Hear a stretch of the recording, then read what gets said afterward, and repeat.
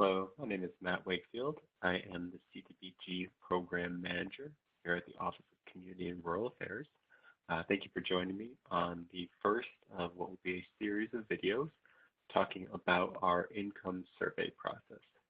About 2 years ago, HUD gave us new guidance regarding income surveys, noting that we were to use their new mapping tool to decide whether or not your service area would qualify by census data, thus precluding you the need to do an income survey.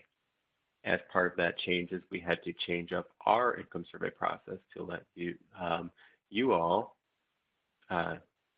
hopefully do those income surveys, changing a little bit of that methodology, but that process has mostly stayed the same. However, this video will go through some of the tools primarily to help find out if, in fact, your community does qualify by census data or not. So in this video, I'll go over all of the tools that we utilize, where you can find them. Some of them HUD has put together with the census. Some of them we have put together here at OCRA, as well as the justification letter for conducting an income survey, how to write that, where to send that, as well as a little bit of going through everything you'll need to prepare in order to do an income survey. We won't necessarily be going through the step-by-step of finding out whether a community qualifies or the different scenarios in which we'll go through. Those we'll go over in later videos where we'll actually do some walkthroughs and sample for income surveys that we have seen in our office submitted by the communities, ranging from small to large to unique census data to not unique census data. So before we jump into the tools that you'll be utilizing, I wanted to start with the justification letter. So even though you will be doing the justification letter after you've used all these tools, you've determined that your project does not qualify via the census data, and you need to ask for justification to conduct that income survey. A common question that I get is, what all does OCRA need to see in order to approve that letter of justification? So we typically ask for 3 things in the justification letter, and I prefer that you send them all within the letter. However, you can send them as separate PDFs as well. Is the reason of justification for doing the income survey. So these are typically written by the chief executive officer, elected official of the community on letterhead. And this is usually a page long or so detailing why the census data may not be accurate for the community right now. So these are typically done using the American Community Survey over the last 5 years, averaging the data based on the survey that that the Census Bureau is continuously doing. We understand that that data is a sampling, so there are instances where this data may not be applicable to this particular project, specifically if there have been changes within the community in the last 5 years that the data does not represent the community fully. So what we're often looking at is loss of jobs is a large factor. So if there have been major employers within the community that are no longer there in the last 2 or 3 years, that is going to greatly affect the incomes and whether or not the community may meet the low to moderate income threshold set by HUD of 51%. Another factor is sometimes these community surveys are drawn in a way that is only looking at a small sampling of the community, and even though it does not qualify based on the way that it's drawn, it's so close that there might be a margin for error based on what we found, and that it's worth doing a survey because the community feels that it is not representative of the community at this time or at this particular service area that has been drawn. So those are just 2 examples. I encourage you to reach out to myself to talk us through if you do have any questions. Those are particularly what HUD is looking for in those justifications. whether or not you believe the census data is correct is not really up for debate in HUD's eyes. What they are looking for specifically is what has changed in the community that might make this data inaccurate. So that's really what we want to focus on in those justification letters. The second thing that we often want, that I'll be looking for in the justification letter, is a map of your service area. So where the work will be done, including everyone who will benefit from it. So I want to see outline boundaries. If it is the community itself and the community boundaries, it's simply easy enough to say that, but if it is a customly drawn service area, I want to be able to see that map. The reason being so I can recreate what you have found and then verify that it does in fact not meet the census data. And then finally, the third piece of information that I'll be looking for in that request or that justification letter is the actual census data that you found by going through and using HUD mapping tools, as well as our calculator and our survey tools. So we'll walk through each one of these tools, and it will help you find what is the census data low to moderate income percentage in this particular area that you have drawn. And I want to see that number so I can recreate it as well to ensure that that particular surface area does not qualify for the census. So the first resource I want to talk about, if you have not looked at this yet, is starting on our webpage, is our income survey booklet. So looking at HUD CDBG resources, you can see that under the income survey information is our income survey booklet. This is going to give you pretty much everything you need to know in order to do an income survey.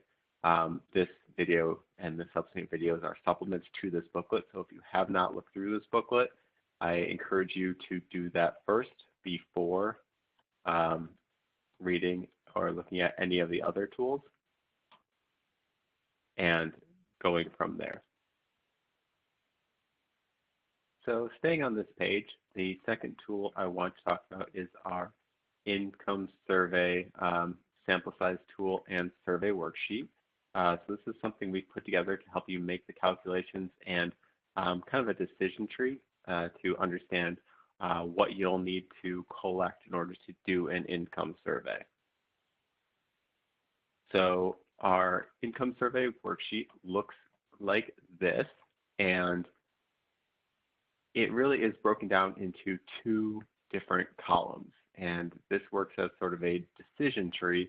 And what these income surveys are looking for and helping calculate is not only if you need to do an income survey, how many people need to be you'll need to receive samples from, but also potentially how many houses, in fact, you'll be looking at to do an income survey as part of that. So as you're moving along, you'll be filling in these columns, and we'll be coming back to this particular income survey sheet.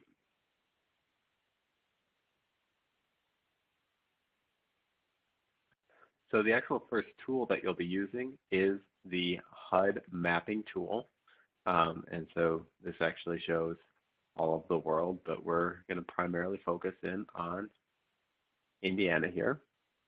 And the HUD Mapping Tool is a little finicky, although very useful for the types of projects we're doing. So you'll see it's drawing in the layers, as you can see. So as you get closer, these obviously are the county subdivisions. And if you zoom out, you can actually see the county level data. And as you zoom in closer and closer, you'll see place data, which are the red outlines, and the census block groups, which are the black lines here. The nice thing about the HUD mapping tool is you can change the base mass options depending on what you want to see. You can see the physical geography of the physical Earth through the general map that you're seeing, similar to Google Earth, but you can also change the background to a gray canvas right back here. So you'll still have, as you zoom into, say we're going into Rochdale, you can still see the street grids and the outline of the community. So the second bar here is where you change those base map options. Depending on what you want to see, you can do OpenStreetMaps, which looks more like your Google map, as well as a number of satellites or darker colors, depending on what you like to use. I prefer light gray personally to keep it as simple and clean as possible when you're looking at these, but it's all a matter of personal preference. So there are these 4 HUD layers on this map that you can see. So it goes from census block group, which are these black outlines that you can turn off, to place, consolidated city. So place typically for our purposes is going to be cities and towns. There are a few other HUD places that are drawn throughout Indiana that you'll see in red outlines. You can also use those if your community or project fits into those specific place boundaries, and we have had communities use those before, although it is rare. And then there's the county subdivision, which is the townships in Indiana, as we know them, and then finally the county level that you'll see here. So you'll notice with this mapping tool that sometimes even if you have on the block group layer or have on the place city layer, you won't always be able to see it because you're zoomed out too far. So you will need to move in further if you are looking to move in and actually explore and see those particular places. So when you have it off, such as in this case where we are looking back at, let's try Linden. You'll click on the city itself and it will outline, or the town itself, and it will outline the area in which you're looking at. So this is taking just this place geography and tells you your low mod percentage, as well as the low mod universe, which is the total population. And so this percentage is basically just the low mod, which is the number of people who are low to moderate income, divided by the low mod universe, which is the total number of people inside that area. So it would give you 37.58. They would not be eligible to conduct it or to apply outright for CDBG project through OCRA for low to mod area wide basis. And so then you can also click these over arrows, and that will also give you everything underneath it. So even though we clicked on the city or the town of Linden itself, that's also within this block group. So if you click over, it'll give you that block group, and then it'll give you the same information for the block group, as well as the block groups will also give you this MOE, which is the margin of error, which will be useful later on as we walk through those scenarios in which you are looking to see how many people you'll need to conduct an income survey. And as we walk through the sample size calculator from SurveyMonkey, we'll be looking at that as well. If you turn on these other data layers as well, you'll see that that 2 goes up to 4 now. So 1 of 4. You can do the county, the Montgomery County, as well as the subdivision, and then the block group. So the important thing to remember is if your project covers Linden as well as outside here and outside here, you can have an income survey area and you can combine 2 block groups and combine their data together, but you can't combine place block group together, or township level and block group. They need to be like groups, so that way you're not double counting people within that service area, because they'll likely count it twice if you're using the place data and the block group data.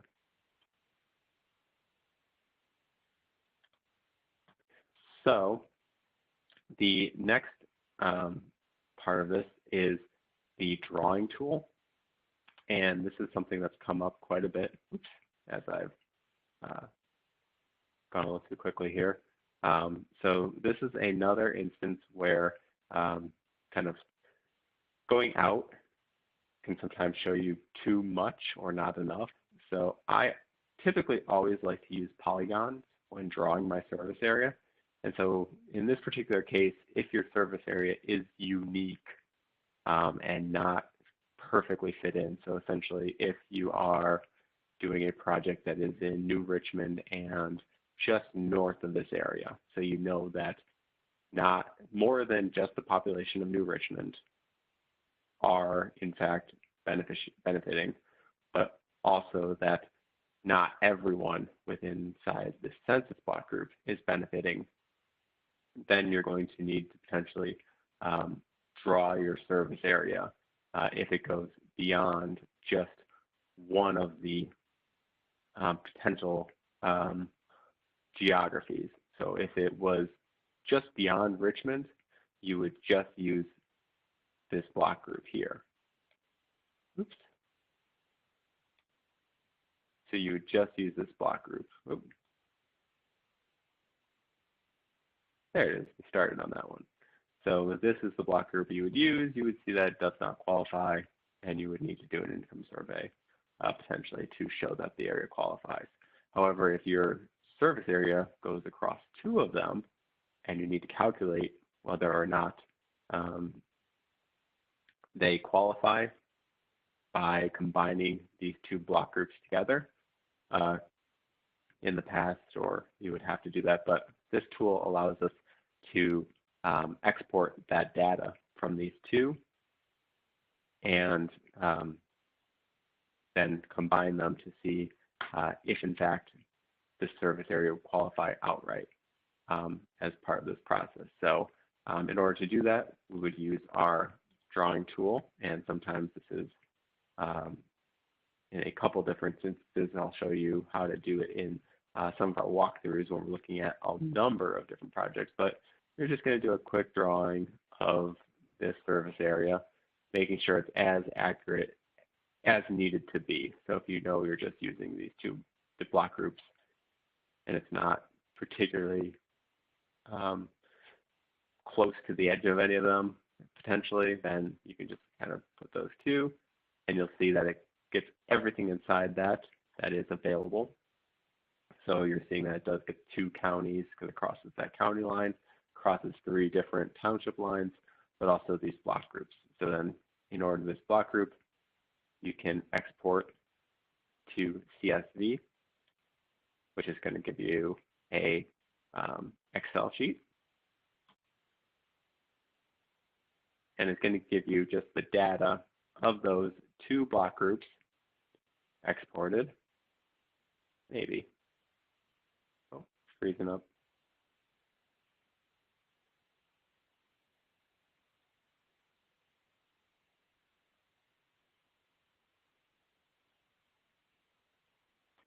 There we go. So it's going to give you the data of these two block groups. So you'll see the unique census tract block groups, the names. You know, so they go across different counties. That's why we had two different counties. And so you're still going to have your number of low mod people there, as well as your low mod universe and the percentages of low mod that they pulled. So right now we know that even averaging these two together, it's not going to be,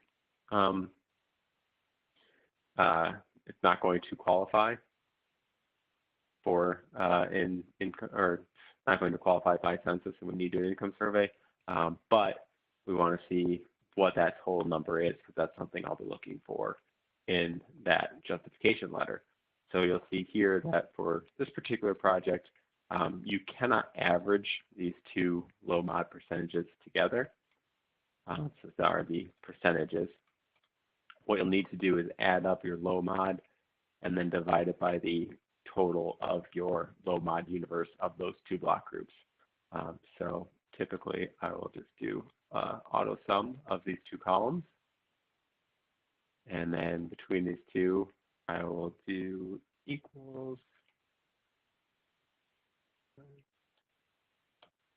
And 23.66 would be the percentage that you would put in your justification letter. So these could be very complex if needed to be. So depending on how you're drawing your income survey, we've seen sometimes 20 or 30 potential block groups used for this. And then we'll also talk about, as we go through the process as well, but HUD only offers the low mod percentage for block groups as well as places. So in the HUD mapping tool, you'll see that the block groups, and we'll go back to selecting, the subdivision you'll see here doesn't have a low mod percentage. Neither does the county, but the block group does. So if you are using a county or a county or a subdivision, township, then you're going to use the largest block group located within those areas of your service area. So in this particular case, within, and we can actually turn off a couple layers to help clarify. In this particular case, if you're doing a county level, if we zoom out, we can see the county lines. And what I would do, and I'll show you in a future video, is I would pull all of these block groups that are within the county, and I would find the one with the largest low mod universe, with the largest population, and then you would use that particular MOE in the SurveyMonkey calculator, which I will show you in a second. So the next tool that we're actually going to look at that you'll be utilizing is this SurveyMonkey sample size calculator. And before I get into that, I want to jump back into our income survey worksheet that we found. So after you've determined, and this is where we'll be using this, after you've determined that you are eligible to do an income survey, and you need to figure out how many houses or how many people within those communities you will need to sample in order to have a valid income survey. So this worksheet really breaks it down into two different categories. So this is sort of your decision tree of where to start. So if your service area, meaning the beneficiaries within the project that you're doing, if they fit into perfectly within the a HUD geography or a combination of HUD geographies, all the same, so they all have to be block group or they all have to be county, then you do not have to use this F column. You can just start with the C column. However, if you have drawn a service area and it does not fit within the HUD geographies or the census geographies, that's where you would use this particular column. So you would start here and then go through here and then move back to C and complete this column. If you just are using the town itself, you can go ahead and start here because you'll already have some of the information that we've gone through and looked at. So again, we'll go into far more in-depth examples in our later videos where we do the particular walkthroughs. But starting with this tool, you should be able to have everything you need to find the number of people to interview. So that's something that did change a couple of years ago, is HUD is no longer looking for the number of households. They're actually looking for the number of people. So as part of that survey process, we'll give you an estimated number of households that you'll likely need to survey to get to the exact number of people. But that is really more of a kind of a guesstimate based on the data we have available as part of this process. So looking again at this particular column, I'm going to go through these line by line just to kind of walk through what each one means. So the number of houses in your service area, if you've drawn a custom service area or you have done this, particularly if you're doing a income survey, chances are you have this number, or their community should have this number. So if it is a utility provider, or that's typically where communities are getting the total list of the houses that they'll serve. So this is the number that you're going to put in, just of you should have this. We know there's 200 homes that are going to benefit from this project.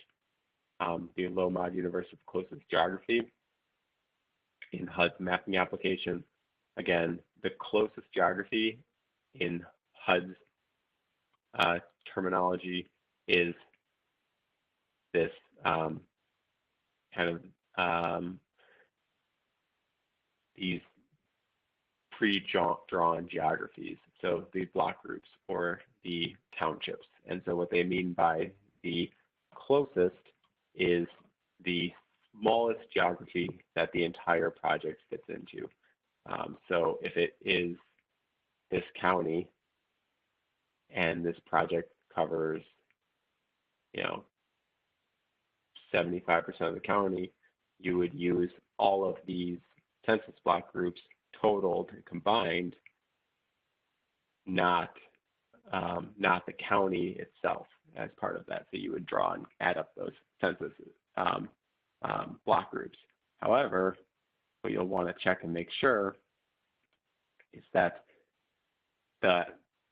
if you draw this particular service area, and I'll just do a quick example right here, and you'll need to do, and we'll go over again in those later videos. I don't want to spend too much time on this, but if we were to draw a polygon and say this was your service area, right, like that, you'll want to check both the block groups and the county subdivisions to see which one has the smaller total population, because that is the one that is the block group or the township level data that you'll want to use, because the smaller one in HUD's eyes is more accurate and fits in the entire project within it. So that's something that you'll need to look out for as you're drawing those custom service areas.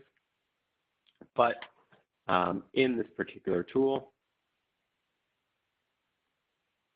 that you'll see, that's where you'll be entering that population and from it. And then finally, you'll need to find the houses estimate from the American Fact Finder. In this case, it is the census. It's the census data, and this has changed up since our last video. So I do want to walk through how to find this data, or this particular data. A quick and easy way to do that, and we'll go through in far more detail in future videos. But a quick way to do that is looking at the census data web page. So you'll want to see here. I always typically, this is data.census.gov, typically want to use the advanced search and then the table. So this is actually saving what I've already done, but again, you'll look at the filters and the geographies, but you'll type in the table ID that you'll use, and I always suggest B11016. You can use S1101 for geographies that are not block groups, but I recommend just using B11016 because it will capture all of the data, all the potential geographies that you might run across. So you'll want to select the, in this case, geography, and you can select from sort of the, again, using those HUD terminology that we're looking at. It could be county, it could be block group, it could also be county subdivision, or finally, place level data. So again, looking at that place. So if you are looking at Indiana, which I selected, you can scroll through and find each individual place. It should correlate to that outline in red, or you can type in here the search bar if you wanted to look for, if we're looking for Linden, you can find Linden right here. And eventually we can hit search, and it will show you that household type by household size is what we're looking for. And so for this example, we're looking for Linden, and we want to make sure we're using the 2018 estimates. We're looking for that 2018, we're looking for the 5-year estimate. You'll see some 1-year estimates from 2019, you'll see 1-year estimates from each year, 2018 as well. We're looking for that 5-year estimate. And this will give you that total number of houses. So in that particular HUD area, drawn area, the number of houses they estimate, or households that are estimate inside here, is 299. So in this case, you would use 299 as that houses estimate from American Fact Finder. And so those will automatically calculate your people per household as well as the population size, basically taking your custom service area and then doing a calculation based on these numbers to estimate how many people are in the household in that given area, as well as the general population size of the service area that you have drawn. Obviously, it's not exact, and we're really just using this to get some numbers to do an income survey.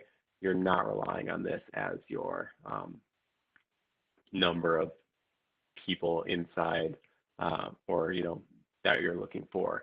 The income survey will give you sort of that calculation when you do it. So you'll get this population size number. So now that you know how many people roughly are in your service area, you can put that into here, which is your low mod universe. If in fact you are using a HUD geography already, say for Linden, you can put in 500 or so, depending on how many people are in there, based on the HUD mapping tool. So if we are looking at that tool, you can see going back to the map, we can go to Linden, Indiana, and it'll take you right there. We'll clear this, go back to our selector, and we also need to turn back on our place level geography. And so we click on Linden, and it tells us that there's roughly, based on the data available, 785 people. So we would then, if we know and are using Linden as our boundaries to do an income survey, we would put in that 785 here. You know the number of houses in your service area based on the provider or other data.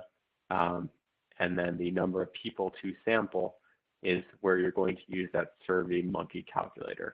So the SurveyMonkey calculator, as we will detail here,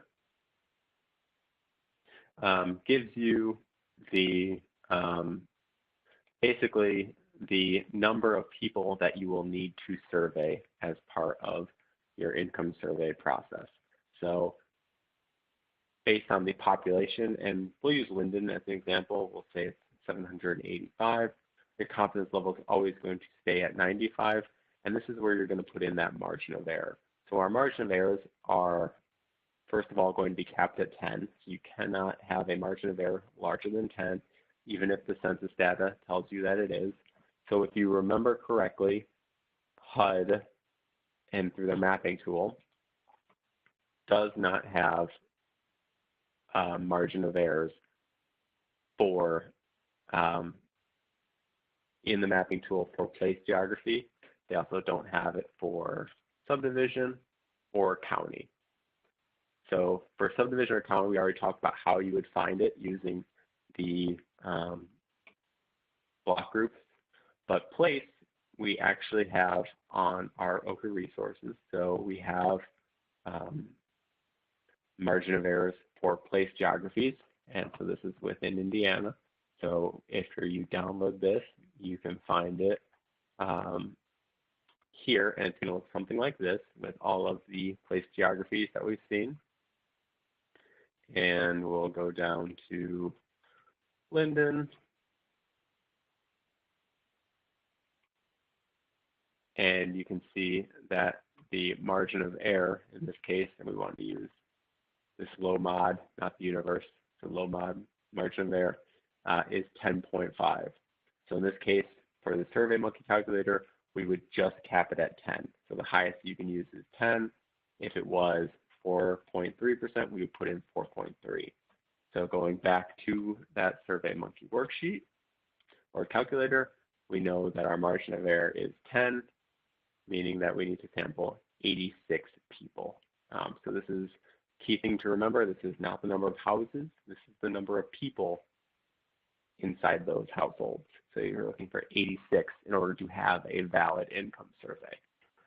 As part of our worksheet process, we do have, so you'll put in that, and so in this case, we will just say for Linden as a estimate, we said 785, and we know that there are 299 houses.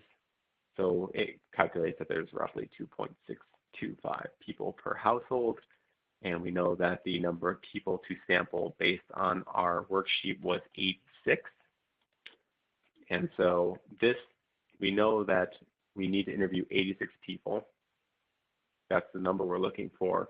However, in these calculations, it's estimated that if you were to do an income survey process, whether it be a mailing or door-to-door, that you would likely need to reach 32.7576 households in order to complete that income survey. So if you're doing a mailing and you don't want to oversample, which we never want to do, you would send out in that first batch 33 income surveys to your targeted families in order to hopefully achieve that 86. If you get all those surveys back and it still falls short, because again, this is just an estimate of how many houses based on how many people, based on the population, you would then have that 10% remainder that you could then count as part of that process after showing that you did not reach that 86 number as part of that process. So the key thing to remember is you need to hit and stop when you hit 86 people. However, you likely will need to get to this many houses as part of that process. So just to do a quick recap, as for this process, and this is really just an introduction to these tools, however, you would have identified a project area and you would use this HUD mapping tool to see if your project area qualifies by a census. So it's either the town itself or a custom area that you've drawn, you've added together, and you've seen that it does qualify. Great, you're ready to move forward with your project knowing that it qualifies by a census for the area-wide basis. However, you might have selected the sample area, you note that it does not qualify, you need to conduct an income survey. The first thing you'll do is write a justification letter, submit it to OCRA. Right now that goes to myself with those 3 pieces of information that we talked about. You'll send that in. I'll verify the data that you sent, noting that it does not qualify via census data. and will give you permission to conduct an income survey. So once you then have that permission to conduct the income survey, you'll gather that data together, you'll run through the numbers in our worksheet,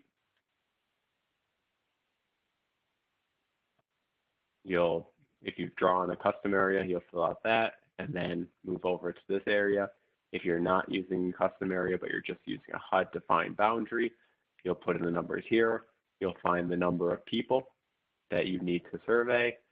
You'll find the number of houses estimates, sort of your starting batch that you'll need to identify those houses and randomize them, which again will be covered in that income survey workbook. And then when you're conducting the income survey, you'll fill out this survey worksheet that's within the tab of this tool calculator. So this is more in-depth as you're collecting that and analyzing the data. This will auto sum for you to show whether your community qualifies via the income survey that you've done. Once you receive permission to conduct the income survey, we won't need to see the results of those income surveys until you are applying for a project, and ultimately once you've been awarded for a project in the FEAPS process, we'll look more in depth into the income survey that you have done. So we aren't requiring certifiers, we aren't certifying that it was done correctly, but we encourage you to follow the income survey workbook, fill out these sheets in full to then show that you did conduct an income survey correctly. As part of each round, we are asking for those that have completed an income survey to, prior to application, submit a letter or get an email from myself or Okra stating that the community, that we can verify that the community does not qualify via census. So even if you do or did qualify or did not qualify via census 2 years ago and got permission to conduct an income survey, you did your income survey and it came back with 53% meeting that level, and you're ready to move forward with that project. If, in fact, the census data has been updated and the HUD mapping tool shows that you are now at 52%, HUD is requiring that you use the census data. So for your project, you still qualify to do that project and receive CDBG dollars. However, your application will need to reflect the census level data and not the income survey level data, because you do in fact qualify via the census. So that wraps up our first video outlining the tools and our process. Again, if you are new to this, I really encourage you to look over that booklet that we looked at in our CDBG resources. The income survey booklet is really going to be your first place to start.